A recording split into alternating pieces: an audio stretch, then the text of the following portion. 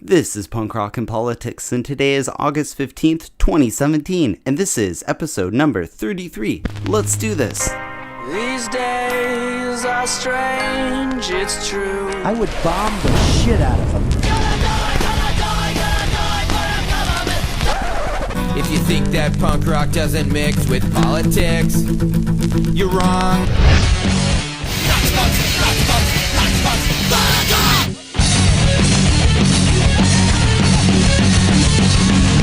Welcome to Punk Rock and Politics. Today we'll be talking to the owner and creator of Madcap Media, Kane Fontecchio, about his video production company, the best way for new bands to promote themselves online, and the political division in punk rock music and our society. Then on Open Mic's Last Call, we'll talk about North Korea and the white supremacist march in Virginia and the violence that followed. So let's get to the political mosh pit, but first, here's the news of the week.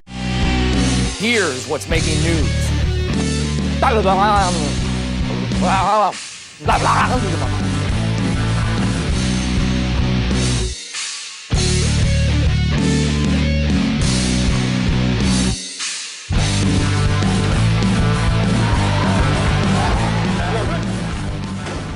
This week, President Trump had harsh words for North Korea. North Korea best not make any more threats to the United States. They will be met with fire and fury like the world has never seen. He has been very threatening beyond a normal statement.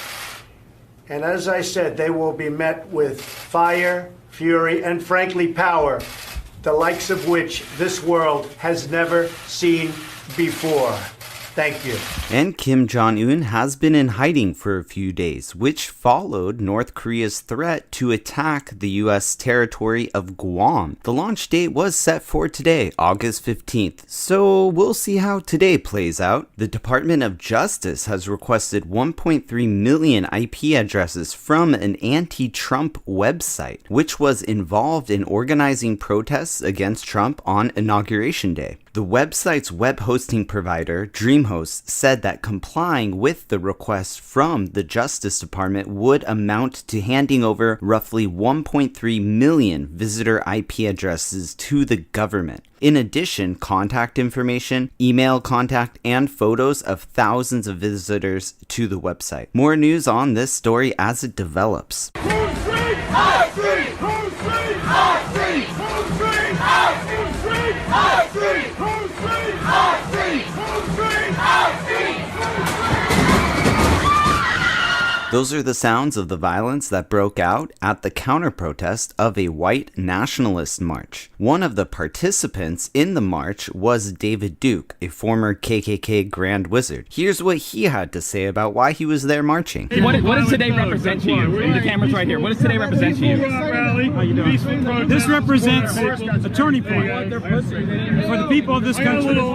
We are determined to take our country back. We're going to fulfill the promises of Donald Trump. That's what we believed in. That's why we voted for Donald Trump, because he said he's going to take our country back, and that's what we got to do. And 3 people were killed and dozens were injured during the protests in Charlottesville, Virginia. One of which, Heather Heyer, was killed by a 20-year-old from Ohio who drove to Virginia in order to attend the Unite the Right rally, which sparked the protests. And here is Terry McAuliffe, the governor of Virginia, and what he had to say to the protesters. And I have a message to all the white supremacists and the Nazis who came into Charlottesville today.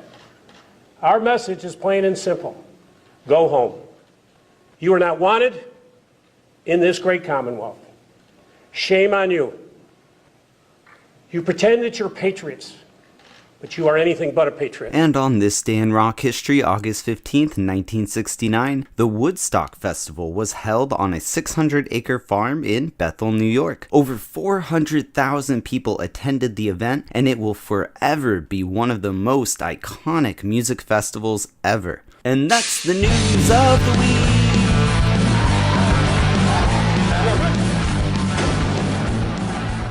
In today's episode, we're gonna change it up a bit and feature 3 different bands, but they all have one thing in common, and that is their music videos were all produced by a production company called Madcap Media Lab. Madcap Media Lab is a production company that offers easy and creative solutions for up-and-coming bands, musicians, and filmmakers. The owner and founder of Madcap's name is Kane Fontecchio. Kane is a musician and an artist himself, but he also helps other bands with their video editing. And not to mention, he has one of the coolest jobs ever, which is working in a practice studio. And Kane also works with the band 390, and they put out a really good punk rock video series that they have interviews with the musicians and fans. I would definitely recommend checking that out on YouTube. And we're lucky enough to be able to talk with Kane, and he brought some great music to show off from 3 killer bands. But before we get to the interview with Kane, let's check out one of the songs. Here's Owl Eater by Masses.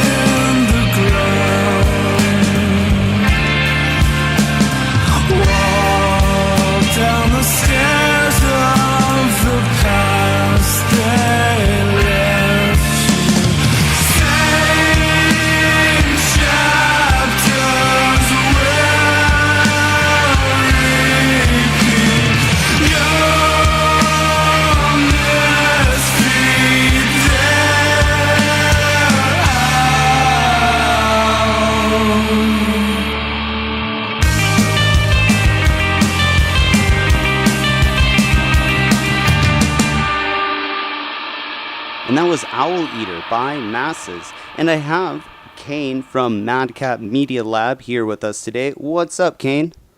Hey, how you doing, Michael? Good, good. And I didn't even dare really try to pronounce your last name because I knew I was going to screw it up. My last name is Fontecchio. Fontecchio. Okay. Yeah. See, it sounds way cooler if you said it too. So Yeah. People usually read it as like Fontecchio. Usually more of an Asian sounding thing, but yeah, it's Italian. Yeah. Right. Yeah. That's cool. That's fun to have a crazy last name to throw people off. But so you run you run like a video media production.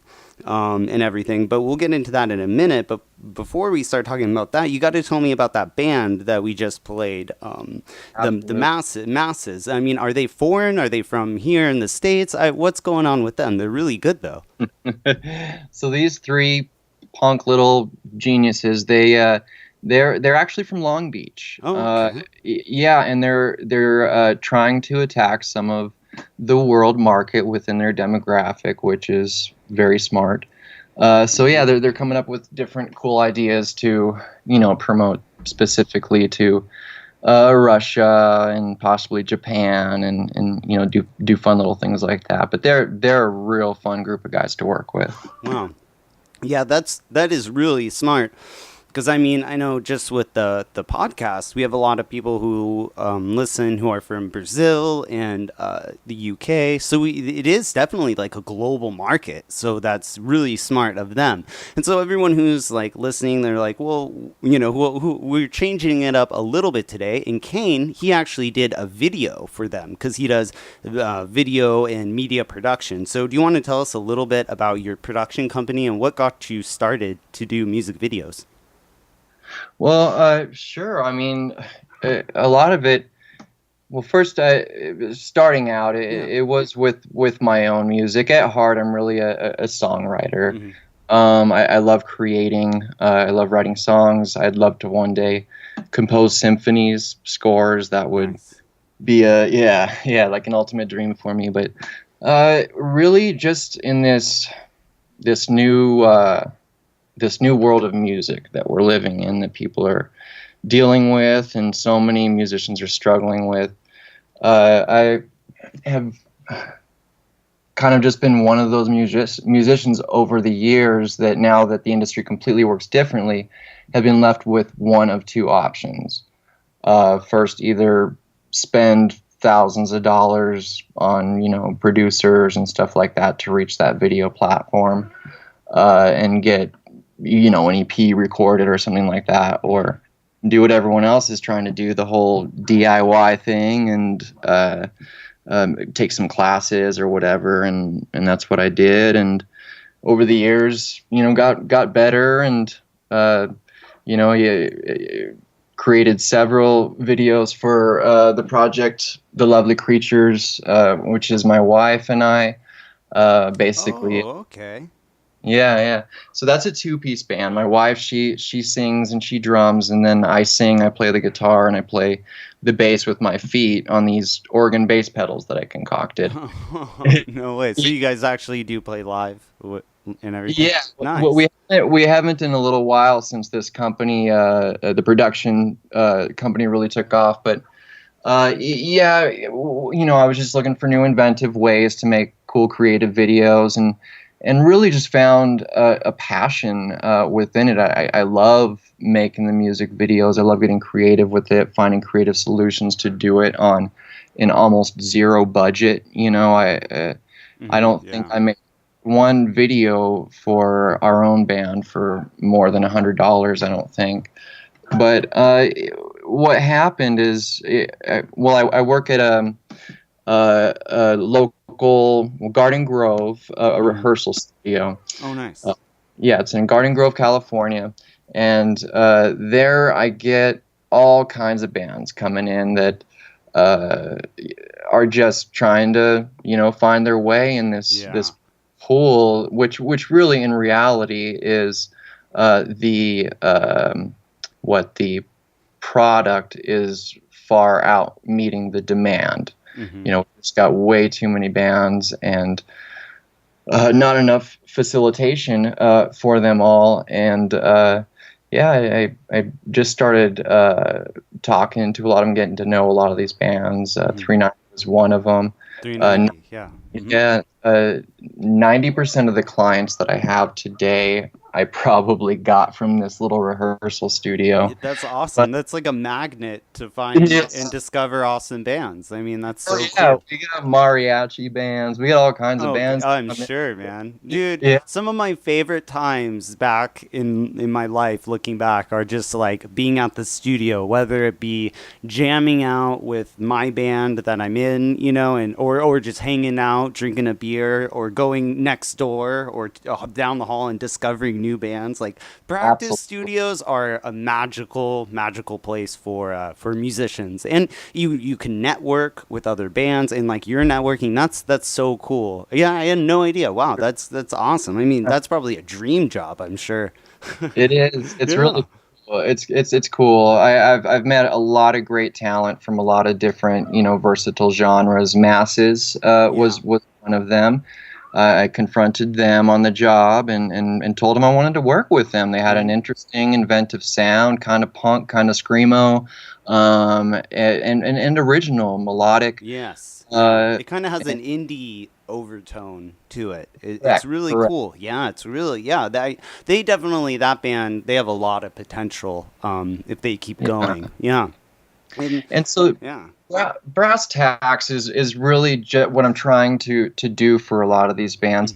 Is they're in that same exact position that I was in with the Lovely Creatures, and you know, the few bands before that I had tried to been working with since really 2000, since the industry completely flipped on its back, and rather than them having to spend thousands of dollars trying to, you know, the biggest thing I see all of them doing is just figuring out what next show to play. And getting that organized.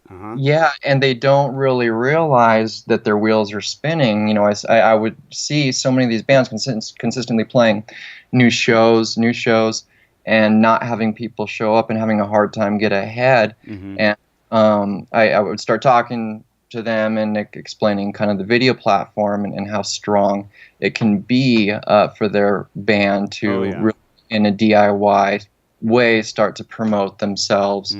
And that's what Madcap Media Lab is. We're a production hub, a creative solutions hub for a lot of young, old, whatever, struggling artists just trying to get their stuff out there, you know? Yeah, and that's so important. I posted a video on the Punk Rock and Politics Facebook page. It's like 20 minutes long, but it's really interesting about how the industry, the music industry, like you were saying, how it kind of changed. And before, they would usually sign an artist because they would get all these... it would be kind of like more capitalistic because they would get all these artists in an influx, you know, every day, thousands of new mixtapes, or people would come in and bring in their demos, or they would go out to shows. They had record execs going out to shows and just trying to discover new bands. Now they don't even do that because they have to drop $3 million to try to promote a band, and it's a gamble if they're to get them big or not. So what they've done for like you said in the late 90s, early 2000 is when they really started packaging pop artists and just basically using the same formula, getting a new pop artist and putting it out to the masses, and they know, oh, this is going to sell, so we'll do this. And I mean, they've been doing that for, about 17, 20 years now. Yeah. So I think you said there's like too many bands. I don't know if I think that's really the case, because I've been in search for bands to interview here on the podcast, and there are a lot of really, really good bands I haven't discovered. But I think the number one problem is connecting the bands to the audience. Like you said, people aren't showing up to the show. There's so many people in the world who want to consume this music, and they're tired of the same old bullshit being shoved down our throats, but we can't find these bands. So what do you are like serving as that conduit. And I mean, I am trying to bring new bands to people, but what do you think, as you know, me and you, we're kind of on the same page. What do you think we can do to discover new bands and really to bring forth bands to more people? And what can the bands do themselves? Yeah, that is a really tough question. The studio has given me, the rehearsal studio has given me the opportunity to bring a lot of bands up close and personal and build those relationships with them. But from more of an outside perspective, it's really has to be from just shaking it up. From a social media perspective, I would say, what do we see the most of online being promoted from bands? I personally see a lot of show flyers. I see a lot of show flyers for what the next show is, or the next EP, the next recording, or whatever, and so much of it gets dismissed. There's a lot of maybe not so great stuff out there. The floodgates are open, but there's a lot of great stuff out there too. And I just feel like they don't know where to go. Here's an idea really quick. Just to give a quick plug, one of my really favorite local bands, Nights Like Thieves. Oh shoot, I think it's the drummer, but one of the band members, he works for video editing, same kind of thing you do.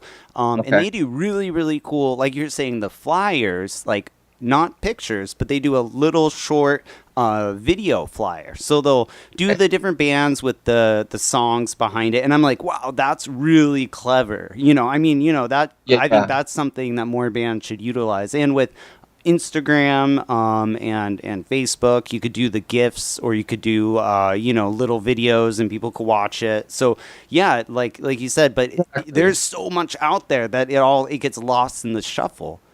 Well, those are the creative ideas that I typically try and implement with with those I reach out to. Reaching out is the tough part. But on social media, I often, if I can build a relationship with a lot of bands, just putting together maybe a simplistic flyer, saying, hey, beat them out with something a little more creative. Like with 390, we put our heads together and we put together these funny unexpected visitor segments where I will be just my character is the unexpected visitor whom you never really see, and I constantly barge in as a studio worker, constantly barge into their room wanting to know when their next show is. I'm like the super Uber fan, and find new comical funny ways to introduce their band to them. And the band would go around and introduce, like, oh, it's at this place on this day. Exactly. I saw those. Those are really, really, that's a clever idea, because it's, gets people engaged, and they're gonna, you keep it kind of short with our YouTube generation, and everything wants our meme generation. We all want everything quick. But those are really clever. And then we also do some more things with 390, but let's talk about that. Let's check out one more song, and then we'll talk about that when we get back. So here is what your band, actually, I really like this song. It's really catchy. Oh, thank you. Yeah, definitely. And this is I Am Ra by Amon Ra. Amon, okay. I knew I was gonna mess up one of them. So Amon Ra, like the sun god. We were saying that earlier. So Amon Ra by The Lovely Creatures.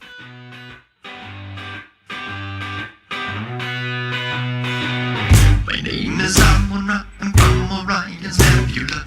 I travel far and wide to find new planets to make mine. I build new worlds and watch them tip right over. They call me God, I'm just the first explorer.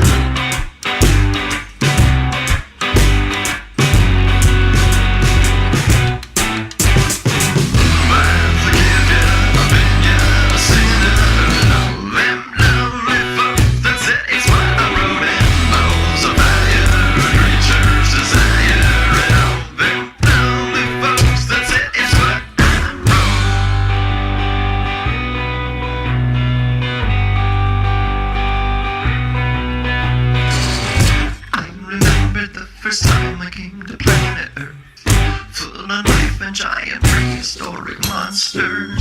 I dropped a rock and watched them tip right over, froze them into the new world order.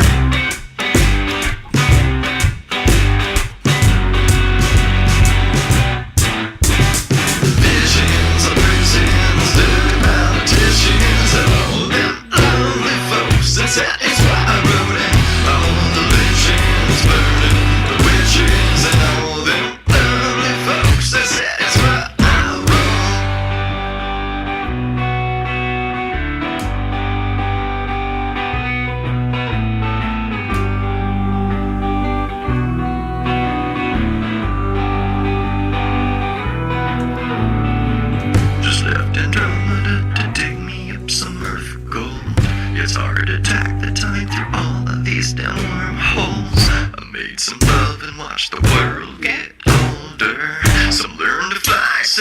just get colder.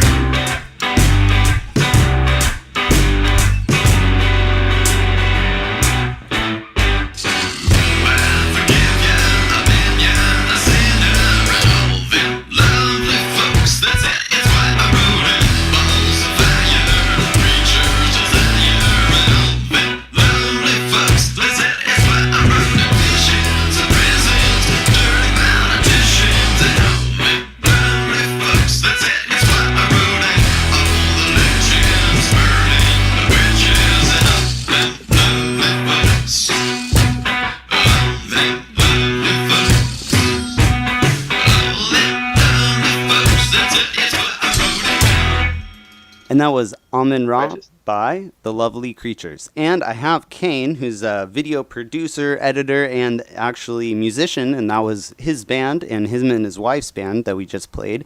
And also one of the really cool things that you're doing with the band 390 and your media production, you guys are doing like a punk rock video segment. So you're doing a bunch of interviews with a bunch of different bands. I think you went to some shows, interviewed some fans.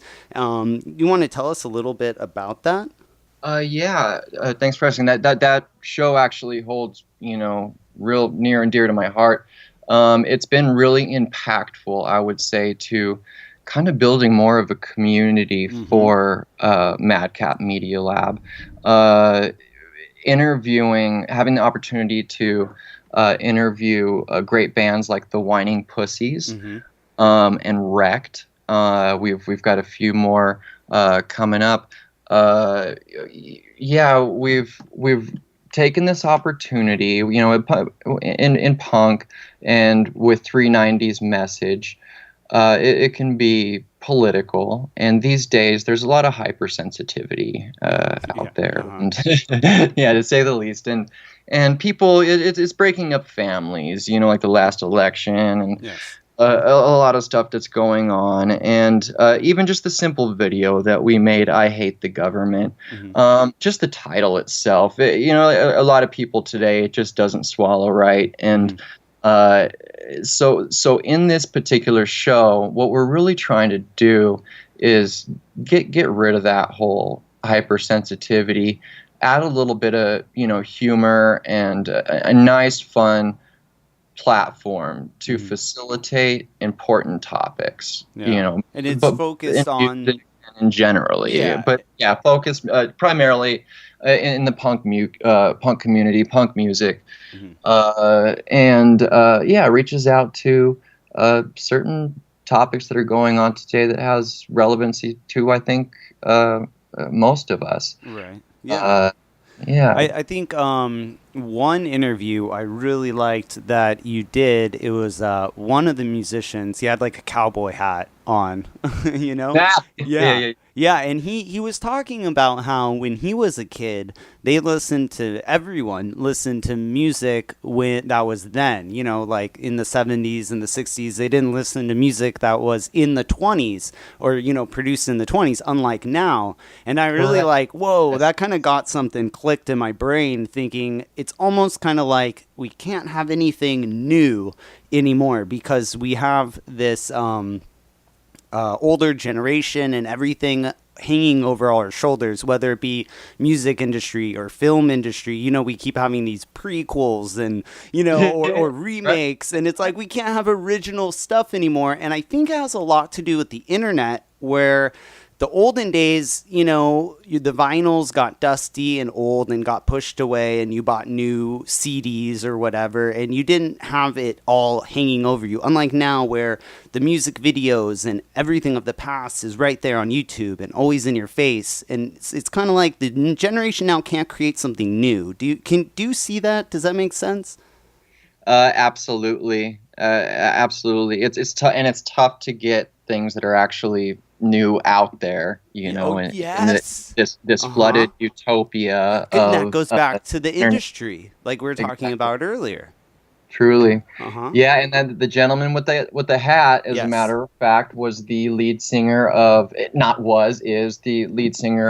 Dramarama, who sang the hit Anything Anything. Okay. I'll give you candy, give you diamonds. Oh, no You know, shit. Yeah, yeah. Wow. Oh, genius song, wow. yeah. Yeah. I love that song. Yeah, he had some quite This is like, insightful things to say. A yeah. lot about public service, but yeah, I have some stuff to touch on that in the mosh pit when we discuss it. Yeah, yeah. Well, I mean, we already back in the political mosh pit now. Basically, I wanted to use all that to segue into like what has been. I mean, like you said, you've interviewed a lot of really cool bands, and also what I like is fans and just random people, which I think that's cool because you really get. I love just hearing and sampling different people's views, because then you can kind of try to get a vibe of what everyone thinks as a whole. So what's like been one reoccurring theme or one big major topic that everyone's kind of like brought up that, you know, when you ask a question, you're leading it, but what's something that everyone's always bringing up themselves in whole?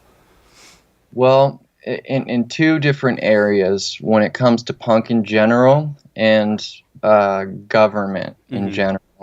I noticed two big separations with what people, the current, earlier generations, the millennials and the older generations. Is that with one punk, the big part that is missing is what completely springboarded the whole concept in the late 70s, early 80s. The political aspects.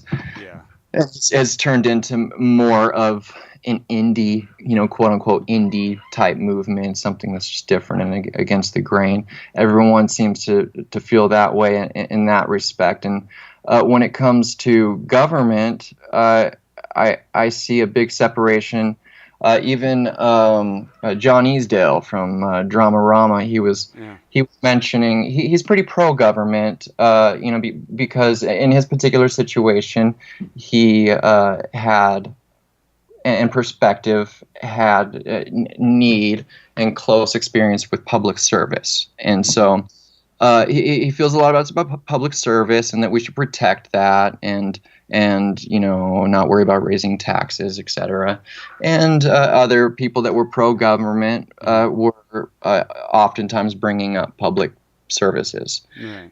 and that we need those. And then, the other side was, just stop controlling me. I'm pretty much against the grain of everything. And what I mostly see is, as far as something really kind of screaming out that needs addressing, if anything, it's how, I don't know, maybe how I don't want to say overblown capitalism has become, but I do believe that capitalism in this country, that at least I live in and experience, has infected those very public services. Yes, yeah. Unfortunately. Yeah, and I forget whose definition it is, but one of the definitions of like fascism is basically the mergence of capitalism with the government. So, and I think that's now really what we see, and I think a lot of people are waking up to this fact that both sides are corrupt in the right-left paradigm, quote unquote thing. It's it's a game. It's basically a theater to keep the simple-minded voting one way or the other to keep them divided. But the real people who are in control and doing things are the corporations that buy the lobbyists, who go and give money to the politicians to change it. And even if they can't get that politician to change it, then they'll get a new politician, go in there and get that guy out and put in their new puppet, and then boom, they own it. Especially if it's in a heavy oil district somewhere in Texas or Oklahoma. You see this a lot, and it's so pervasive on both sides. It's crazy that more people aren't kind of just standing up and being like, you know what, both sides are completely corrupt. Exactly. They're not doing that though. Yeah, I can say in my own life, I with this one aspect, I can definitely say that I don't have to flip on a television to know that when, with my own, and I'm sure a lot of people can probably relate to this, in my own experiences with, be it health services, or law services / dealings, protection and services, education. In all of those things, I can't say that I didn't feel that the dollar or the bottom line wasn't deciphering how the whole thing, was being handled, if that makes sense. Yeah. Yeah, it's it ends up, I mean, healthcare is a perfect example because we end up, our healthcare system is it puts profit above health. So we have, the liberals saying, oh, the government should mandate healthcare for everyone. And then, the conservatives are saying, no, we should do free market so the prices will lower and then people will have enough money to purchase it. Where I'm kind of thinking like, first of all, why do employers have to pay for health insurance? That shouldn't be how it works. And second of all, why do we have people, insurance companies, in the middle of doctors making massive amounts of profit? And no one wants to talk about the insurance companies making profit off of people dying, or the pill companies, the pharmaceutical companies, or the people who build the instruments for the industry, for the healthcare industry. It's a massive scam. And they're basically screwing over people who are dying. And it's just disgusting. And everyone wants to argue, oh, Obamacare is good, Obamacare is bad. And really, it's like Obamacare is perpetuating this horrible system because it's mandating more people to get onto health insurance, which the health insurance is for-profit health insurance is the problem. Right? Do you see what I'm saying there, though? I mean, doctors should make plenty of money, but some CEO who's like denying people service shouldn't be making $10,000 a day. No, just like teachers should be making a bunch of money. Exactly. And whereas I think that's a good example for on the left, because the teachers, that's kind of the other side of the extreme, because they've been controlled primarily the private industry or the public industry with the government, and the teachers, and that with the unions, the top echelons of the the politicians who are on the school boards, they're getting really, really good pensions and a lot of money, whereas the teachers are getting cut, and they have to buy their own paper and own supplies. Sure. So that's like a perfect example on both sides where I think we all should agree education, health, protection, whether it be police or military, foreign or domestic. I think these things should be granted or protected or at least accessible, which healthcare isn't really accessible, and health or the education system is broken. So both sides of the system, whether you're really pro-capitalistic, that's broken, or you're very pro-socialist like I am, that's broken too, all because we have this system that rewards crime and rewards cronyism, really. I don't know how else to put it in our Wall Street, and everything is pervasive, like you were saying. Yep. Yeah. Yep. Yeah, that's the truth. And I have to say that for people like me that have been detoured to a point of ignorance, to not really want to vet out information sources, from the bit I've watched, and since I've subscribed to your own channel, man, you're definitely a beacon of hope to those to find some good information out there. You're definitely providing it. So good show. Good. Oh, thank you. Yeah, thanks so much, man. And I'm definitely digging what you're doing with the 390 podcast. And I know we're going to have 390 on again in the future. And I think I'm going to travel up there and do a show eventually. So I'm really looking forward to that. Yeah, that should be fun. That would be a pleasure. And that's another thing where I really like having Ronnie on the show, because he's pro-libertarian.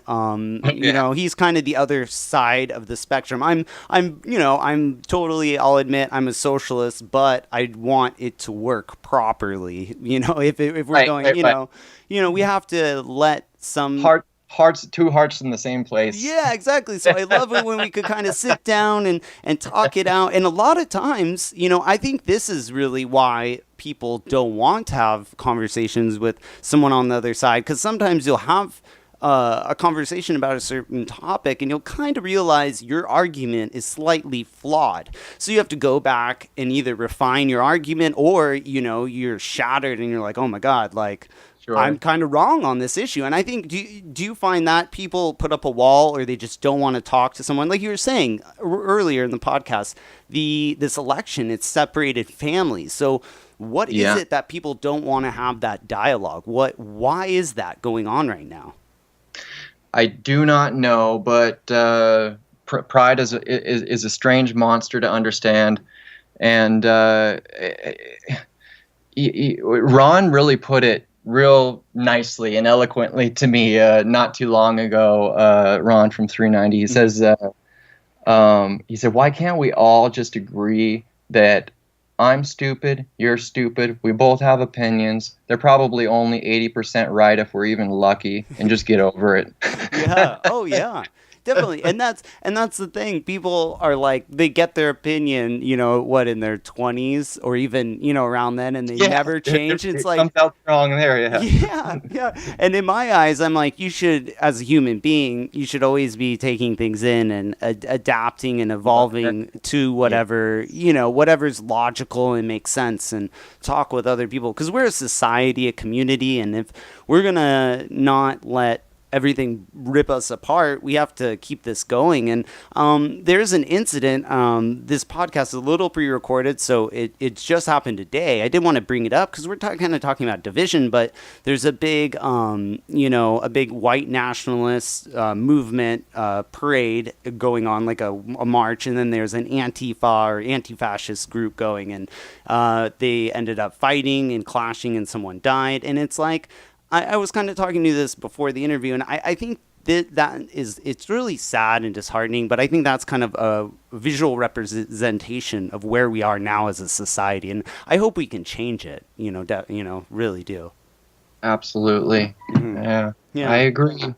That's true. Yeah, and I think having discussions like this, and then also, on this podcast, the Punk Rock and Politics podcast, and then also on the 390, the punk show, I think having people who disagree talk and, talk about discussions, have little debates. It's okay if it gets a little heated at times, because at the end of the day, we can all go hop in the mosh pit and jam out to the cool music and, agree. Like Ron said, we all only so much right, but at the end of the day, we're all humans and we all want to take care of our families, so that's the truth. Yeah. So yeah, man, thanks, Kane, so much for coming on the podcast. But before I let you go, can you give a little shout out to where to find you online, if anyone, or if any bands, if they live across the states or in another country, can they send you stuff for you to edit? How does that all work? Is that possible?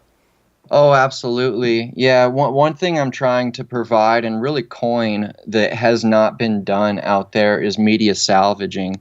We've all turned into our own DIY producers and directors and selfie, entrepreneurs. But, not a lot of the footage is usable in more serious applications. And I can take a lot of, cell phone shot footage, send it to me. And I can turn it into something fun and inventive.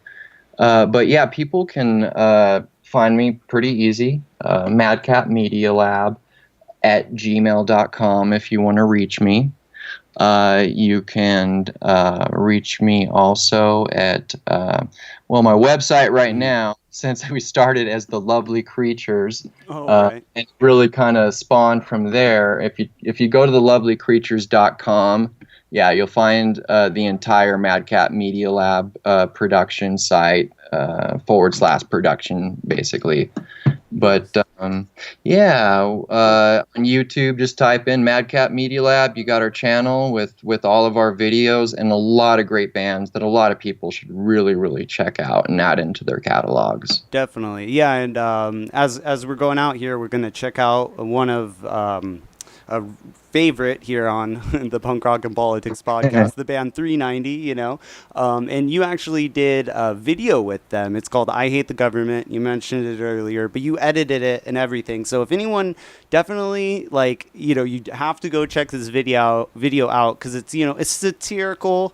You know, the people come and take them away, the government, you know, in black, take them away, and you know, it's really funny, and it goes along with the song really good. So I definitely want to give massive props to you for putting that together. And then you did a behind the scenes episode. So I mean, I know how long, like you said, you do the editing. That's one to hear on the podcast, or when I was doing videos back in the day, man, editing is that's one of the hardest parts of everything. So that's definitely a really a skill that a lot of people goes overlooked a lot of the time. So I want to give you massive props for making that video, and anyone who's listening, definitely check out 390 I Hate the Government. Just, you know, check that out on YouTube, and we'll have all the links below on whatever you're listening here. So all right, man. Well, hey, thanks so much, Kane, for coming on the Punk Rock and Politics podcast.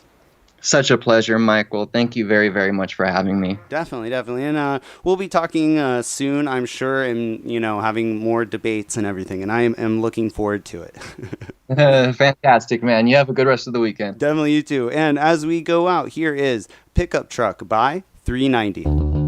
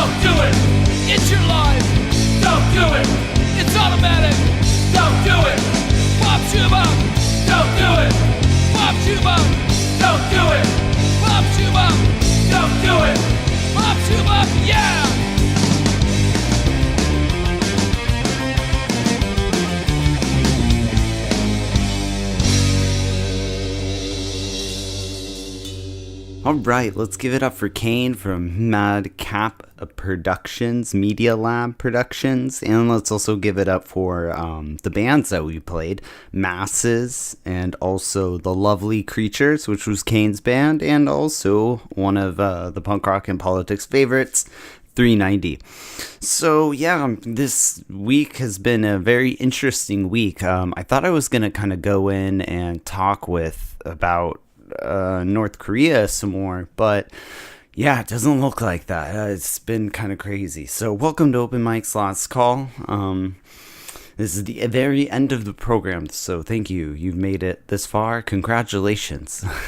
It's impressive. Yeah, but this week's been insane. Okay, so once again, I want to go back to North Korea. You know, I've been saying North Korea isn't a threat, like, at all. You know, and unless if you live in Seoul, Korea, South Korea, then it's definitely a threat. Maybe some parts of Japan, but we have the THAAD missile defense system deployed there. So in reality, it's not a threat. Like I was saying, not like how the media is totally hyping it up to be World War III, the end of the world.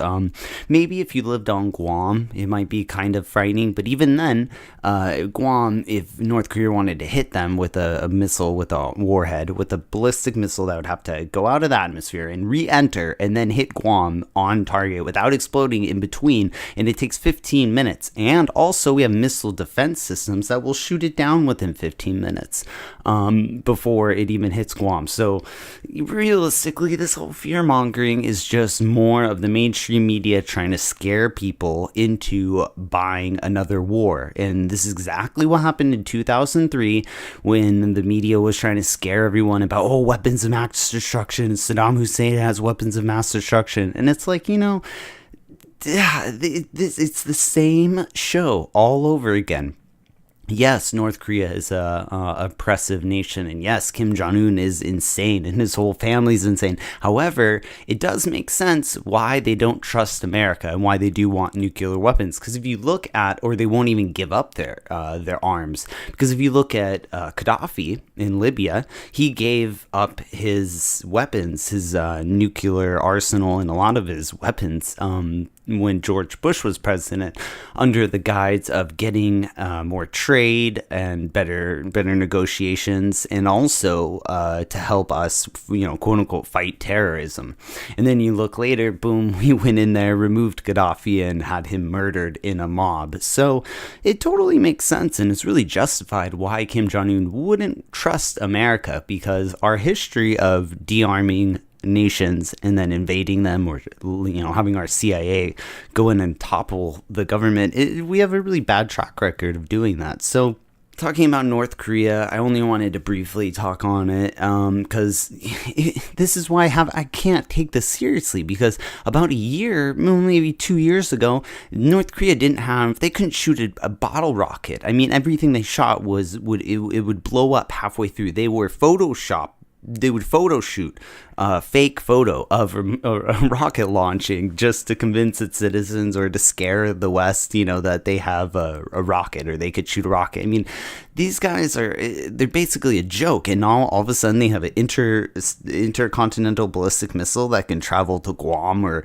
you know, or they're even saying Texas. I think the only real safe places, you know, Georgia and Florida are the only safe places, quote unquote, which, you know, our missile defense system that's deployed across pretty much all of America, except here in the Southwest, but all of the rest of America, you're safe. And a missile coming from North Korea all the way to the mainland, that would take 30 plus minutes, so probably even longer, 45 minutes, and there's no way.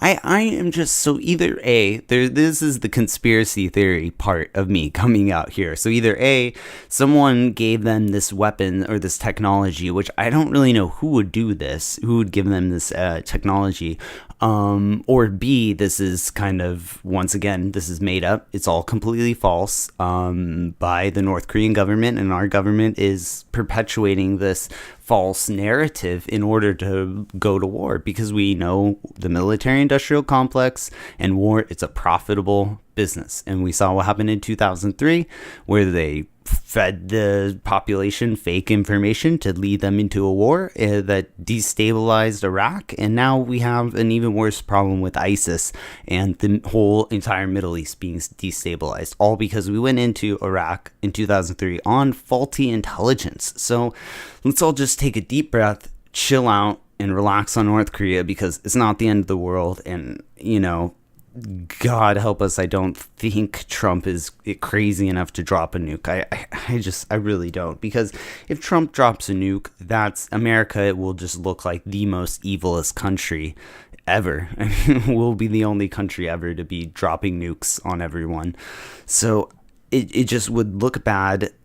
Every single corner of the world, of terrorist organizations in the world, would be able to use it for anti-America propaganda. Not even propaganda. I mean, it's what happens. If Trump drops a nuke on North Korea, then just the fallout alone would kill all people in Pyongyang, and also go down to Seoul, because they're really close, right across the border. So I don't think Trump's going to drop a nuke. There might be some sort of coordinated CIA attack to take out the family, or maybe some sort of, you know, a destabilization, you know, idea. I don't know. We'll see what happens. Hopefully it's not going to be too crazy. We'll see as negotiations go on. But, you know, I wanted to take it more domestically now. And I tweeted just, you know, the other day, I was saying, you know, America, we don't need North Korea to destroy us, because we are destroying ourselves, basically. Here's a little thing, if you haven't heard, in Virginia, at the one of the colleges, I'm not sure, but a bunch of people, well, white supremacists, neo-Nazis, white nationalists, a bunch of group of people, but most of them were wearing Nazi flags and swastikas, and they were saying, you know, hailing Sieg Heil, and they were doing Nazi things. Not to be funny, they were totally serious. These guys are actually Nazis, and they were marching around the college campus with torches and stuff, and that got sort of violent towards the end, but no one died, nothing happened. And so then the following day, on Saturday, there was a march downtown Virginia, and a car rammed into another car, and it ended up being a 20-year-old white male who ended up doing this, and he killed someone. He killed, I believe it was a 30-year-old woman, and then also like a dozen other people are injured. So what leads someone to do something this crazy? It did come out that he is a 20-year-old white male, like I just said, from Ohio, and he actually drove there drove to Virginia from Ohio, and his mom wasn't aware of what he was doing or anything, but she knew he was going to some alt-right rally, and so he drove there, and he's now in custody, and we'll see what happens. But Trump had a speech. He kind of talked about you know, kind of address the situation, but he didn't straight call out the white supremacists or the white nationalist movement, and that's what everyone's really upset about. So I'm gonna just play Trump's speech, what he said just a little while ago after the attack, you know, after the person who drove the car into the other cars that killed people. So, and this is what he said. We're closely following the terrible events unfolding in Charlottesville, Virginia. We condemn in the strongest possible terms this egregious display of hatred, bigotry, and violence on many sides. On many sides. It's been going on for a long time in our country. Not Donald Trump, not Barack Obama. This has been going on for a long, long time. It has no place in America. What is vital now is a swift restoration of law and order and the protection of innocent lives. No citizen should ever fear for their safety and security in our society, and no child should ever be afraid to go outside and play or be with their parents and have a good time. I just got off the phone with the governor of Virginia, Terry McAuliffe, and we agreed that the hate and the division must stop. and must stop right now. We have to come together as Americans with love for our nation and true affection, and I say this so strongly, true affection for each other. Federal authorities are also providing tremendous support to the governor. He thanked me for that. And we are here to provide whatever other assistance is needed. We are ready, willing, and able. Above all else, we must remember this truth. No matter our color, creed, religion, or political party, we are all Americans first. We love our country. We love our God. We love our flag. We're proud of our country. We're proud of who we are.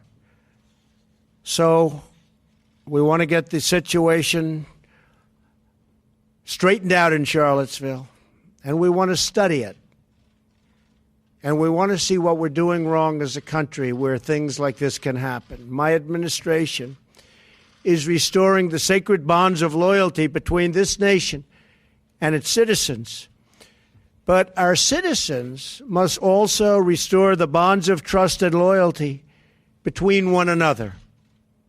We must love each other, respect each other, and cherish our history and our future together. So important. We have to respect each other. You know, that's just so much bullshit in such a little amount of time. I wanted to stop it and just go over it, but then I realized if I would have done that, the segment would have ended up being an hour alone. I could have done my own podcast and just pulling apart all the bullshit in that little segment. But, you know, I want to just play a little clip of it, quite a long clip, just so you get the unfiltered version, because that's what I like to do here. I don't really want to play too many sound bites. You know, it's a podcast. There's an hour long. I like to keep it, so we have a while to put a good amount of sound clips so you can hear a good amount of what he said. And like I said, so you don't just get the 5-second or 10-second sound clip and you can make your own assessment. But I personally heard a lot of bullshit. He didn't call out, I mean, first of all, it was a white supremacist movement. It was a march from blatant white supremacists, people who were neo-Nazis. They had neo-Nazi flags, and they were straight neo-Nazis. Granted, when he made that speech, we didn't know who did it. We didn't know if it was just a drunk driver or just some idiot who actually hit the people. But you know, when you watch the video, it's pretty obvious it wasn't just some drunk driver, because he hit them and then reversed like crazy and then you try to get out of there. So it was pretty obvious that, and apparently a lot of the witnesses were saying that car was just sitting there for a while, backed up, got into a good position, and then rammed them. So from what the witnesses say, it sounds like this guy, he was intending to do this. Now, did he drive from Ohio to Virginia? And in his mind, he was like, I'm going to go and run people over and kill people and be violent? Or was it just something there that he saw that sparked him? Maybe he's trying to find a parking spot and these protesters were walking through and he got pissed off and did it, you know, and that's what triggered him. So I think that's really going to matter in when they prosecute him. And whether it's going to be, you know, a first degree, you know, premeditated or not. So that's going to be interesting to see, and it's going to happen really fast. But a lot of people are calling for this to be charged as a domestic terrorist act, which, you know, and even a hate crime, which I think it should be, actually. And I think Virginia, the government, is going to. But I don't know if the DOJ is going to come in and actually do that with this. Because it's a big sign if the federal government doesn't come in or they don't condone this as a, you know, a terrorist attack or a hate crime.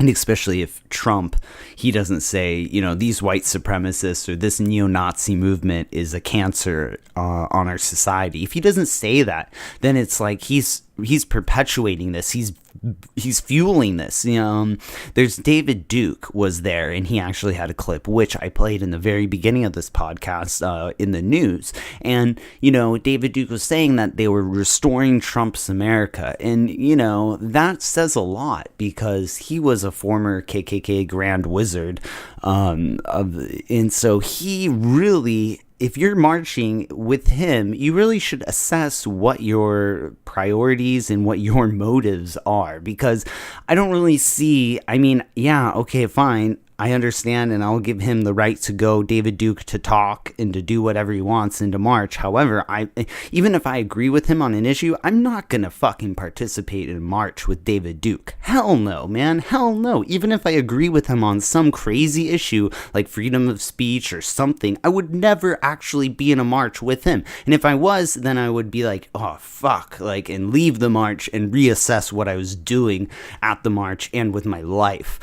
So a lot of these people, I think a lot of them are confused, they're angry, they're not hardcore racist. I think probably most of them really are the segment, but there's a lot of people in the group that they're not, or they're just getting into it, like this 20-year-old boy from Ohio, which they interviewed his mom, and she didn't seem like a hardcore racist. She seemed kind of surprised. She said she doesn't even talk with him about politics, and he was going to an alt-right thing. She said to be safe and don't cause violence. So it's kind of crazy, like, you don't even talk to politics about your kids, and then your kid is going to alt-right movement, and you don't even ask them, like, are you going there to protest the alt-right? Are you going there to support the alt-right? Or are you going there just to watch both sides beat the shit out of each other? What are you doing? You're just like, okay, bye, be safe. I mean, really? Is that really what she said? So more will come out about his family and his personal life. I think probably by the time this podcast is out, we'll probably know all this. So we'll hear that. But I mean, dude, this is just so disheartening. It's like every day is just so much crazy shit. But I think this is a perfect representation of where we are in a country, as a country right now. This moment, what happened, it's just, we're so divided, and there's just so much anger. People are just fighting with the flags. You know, the Antifa were taking the flags, and then the fascists were hitting the Antifa with the flags, and there's just a bunch of violence. Like I said, dozens were injured. So this violence and this division it needs to stop. And it's not going to stop when Trump's in the White House, you know, because he's not going to call out the racists and the far right, which is like not even the far right. The far right aren't even part of the KKK necessarily.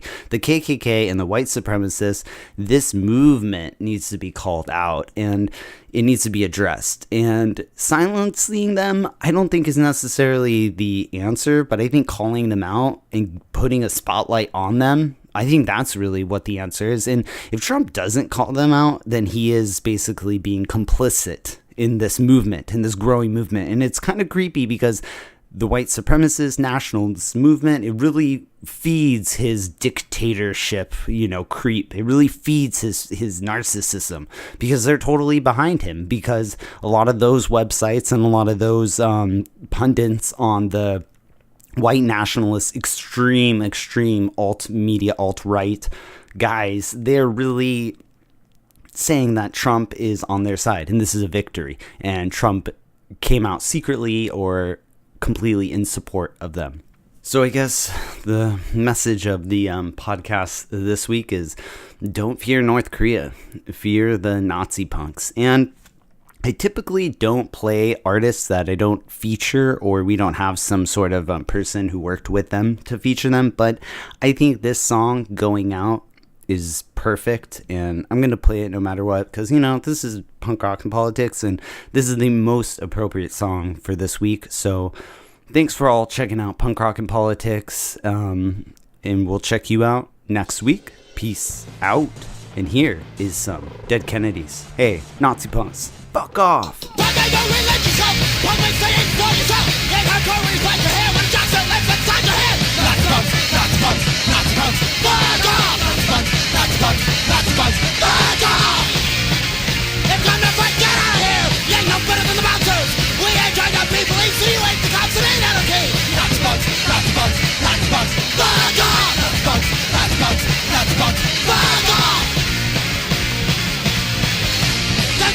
What a man! They fight each other, the police state wins!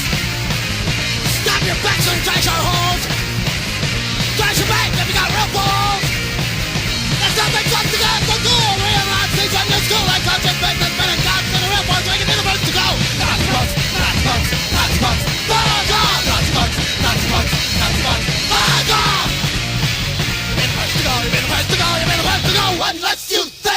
Thanks for checking out Punk Rock and Politics. If you enjoyed the show and the information brought to you, please subscribe and share the podcast. It helps us here at Punk Rock and Politics, but more importantly, it helps the featured bands gain exposure. Also, if you know any bands or musicians who would like to join the political mosh pit and have their music featured on the Punk Rock and Politics podcast, please email us at punkrockandpolitics@gmail.com. Thanks again, and we'll see you next time. And rock on, political junkies.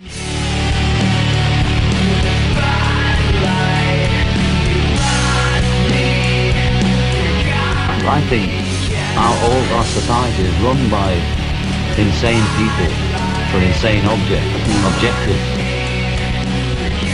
Doing a better job of talking to each other. The left hand now knows what the right hand is doing. Look at those hands. Are they small hands?